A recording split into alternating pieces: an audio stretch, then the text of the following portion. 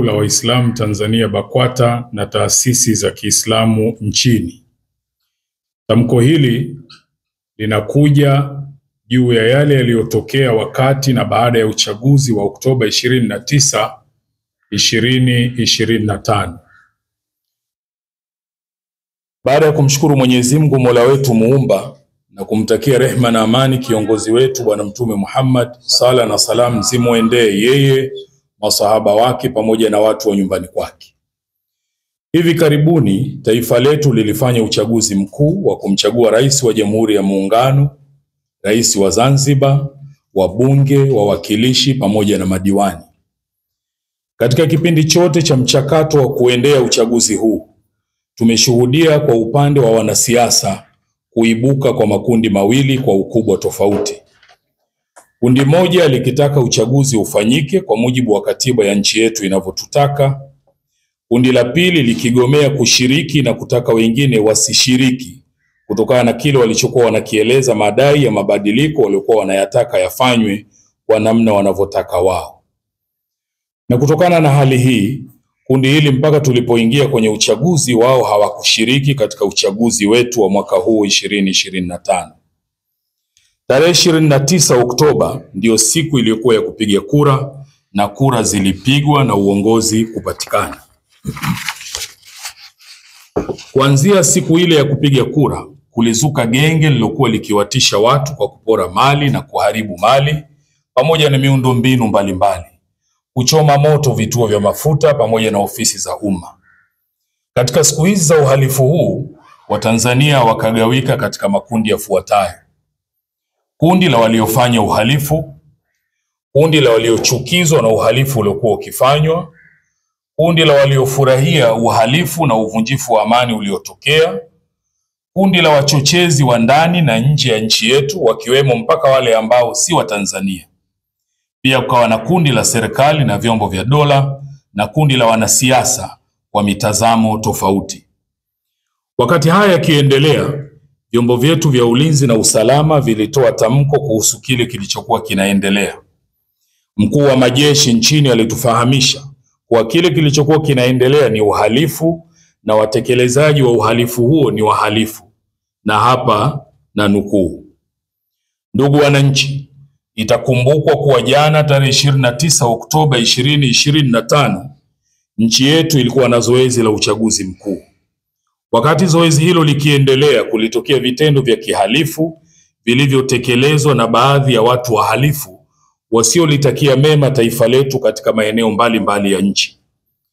Vitendo hivyo vilihusisha uharibifu wa miundombinu ya umma, mali za umma na za watu binafsi. Vitendo hivyo ni uhalifu usiokubalika ambao lazima ukomeshwe mara moja. Mwisho wa kunukuu. Kutokana na vitendo hivi vya kihalifu ambao vililazimu vyombo vyetu vya usalama kudhibiti hali hiyo, ndani yake kukatokea vifo vya watu wasio na hatia na wengine kupata ulemavu wa kudumu pamoja na uharibifu, wizi na upotevu wa mali. Yote haya yakisababishwa na genge lililokuwa likifanya fujo, wizi na uharibifu mkubwa wa mali na miundombinu. Sisi kwa umoja wetu tunalaani vitendo hivi vya kihalifu ambavyo udhibiti wake umepelekea vifo vya watu wasio na hatia. Sisi kwa umoja wetu tumeumia sana kwa haya yaliyotokea, hasa maisha ya watu yaliyopotea kutokana na vitendo hivi vya kihalifu. Kwani mafundisho yetu yanasema maisha ya mtu mmoja kupotea ni sawa na kupotea maisha ya watu wote. Qur'ani Surat Al-Maida aya 32. Kama ambavyo katika aya hii pia inaeleza yeyote mwenye kuokoa maisha ya mtu mmoja ni sawa ameokoa maisha ya watu wote.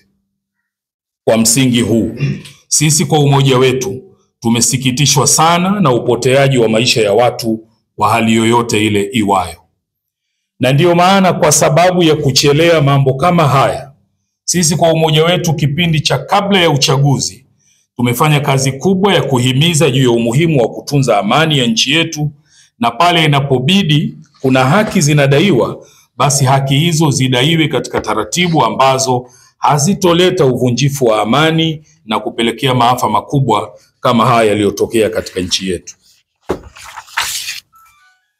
Kabla ya zoezi la uchaguzi mkuu, tulitumia muda mwingi kuwaasa waumini wetu na Watanzania kwa ujumla kuitunza na kuilinda amani ya nchi yetu, pamoja na kujiepusha na vitendo na maneno ambayo yanaweza kuwa cheche ya kupelekea uvunjifu wa amani.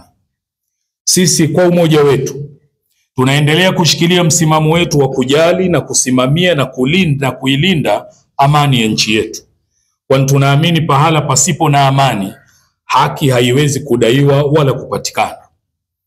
Haki ni mchakato, process, na kwa msingi huu haki ili ipatikane inahitaji wakati na pahala, time and space, na ili pahala pa kudaia haki paweze kufanya hivyo, amani inahitajika kwanza, ndipo haki iweze kupatikana.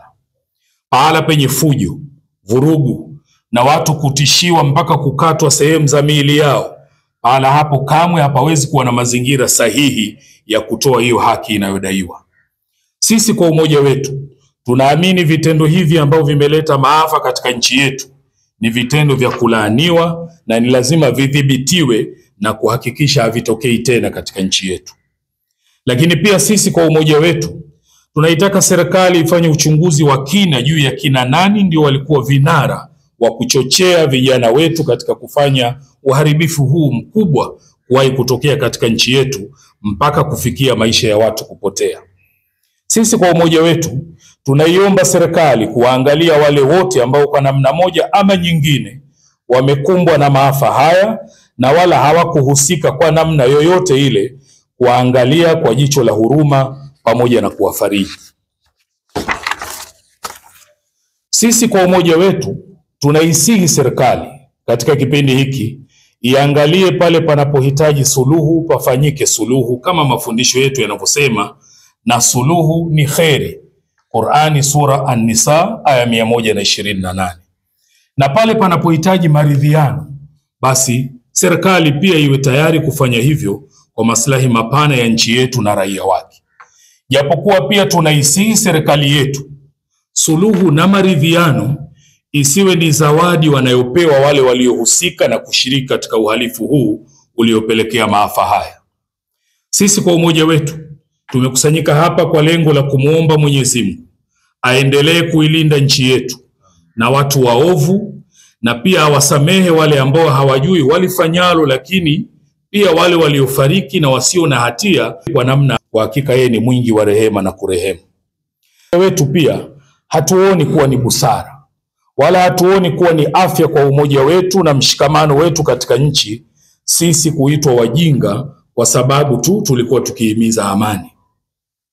Sisi kama sehemu ya jamii katika nchi yetu siku zote tumekuwa mstari wa mbele katika kusimamia na kuhimiza amani katika nchi yetu, hata pale ambapo kufanya hivyo kunapokuwa kuna tulazimu kukubali maumivu makubwa, lakini tulikuwa tayari kufanya hivyo. Tunataka tueleweke na viongozi wa dini wenzetu kuwa sisi sio wajinga na hatuwezi kuwa wajinga kwa sababu ya kuzungumzia na kuhimiza amani. Kama ambavyo pia kiongozi wetu Mheshimiwa Mufti na Sheikh Mkuu wa Tanzania pamoja na viongozi wengine kamwe hawawezi kuwa wajinga kwa sababu ya kusimamia suala la amani katika nchi yetu, amani ambayo ikiwepo tunanufaika na kufaidika nayo sisi sote. Ifahamike pia kuwa sisi kwa umoja wetu tukiongozwa na kiongozi mkuu wetu wa kiimani hatujawahi hata mara moja kuzuia watu wasidai haki zao wala kufuatilia haki zao kwa kufuata taratibu tulizojiwekea katika nchi yetu. Sisi kwa umoja wetu tunaamini kuwa ndani ya nchi yetu kuna haki mbalimbali ambazo zinadaiwa kutoka kwa makundi mbalimbali na wakati mwingine kutoka kwa mtu mmoja mmoja. Na kwa hivyo tunawaasa wale wote wanaojiona kuwa wanazo haki wanadai kutoka serikalini au kokote kule ndani ya nchi yetu, hata mara moja kudai haki hizo isiwe sababu ya kufanya vitendo vya kihalifu na kudhuru wengine. Mafundisho ya dini yetu yanayote tuhakikishe kuwa hatumdhuru yeyote na wala sisi wenyewe tusijidhuru. Amesema Bwana Mtume sallallahu alaihi wasallam, usidhuru wala usidhurike. Tunasisitiza kuheshimiana, kuthaminiana na kusimama pamoja katika kudumisha amani, umoja na mshikamano wetu bila ya upande fulani kujiona kuwa wao ndio wana haki zaidi na nchi hii kuliko wengine.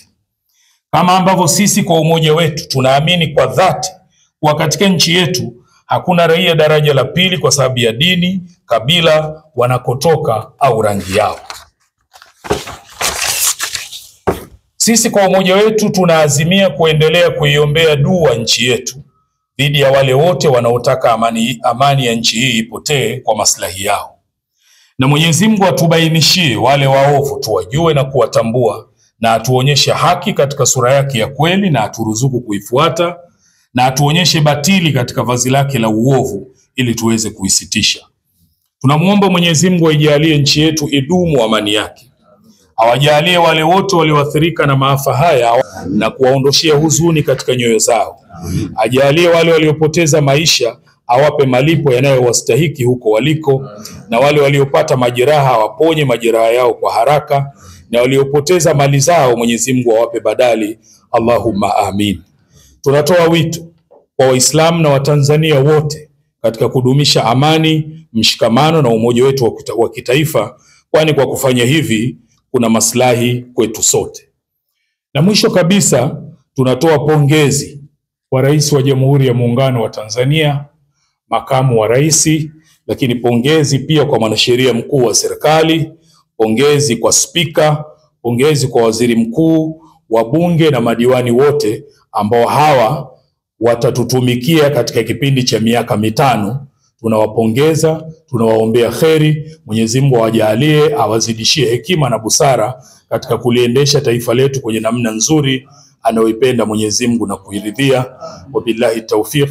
Asanteni kwa kunisikiliza.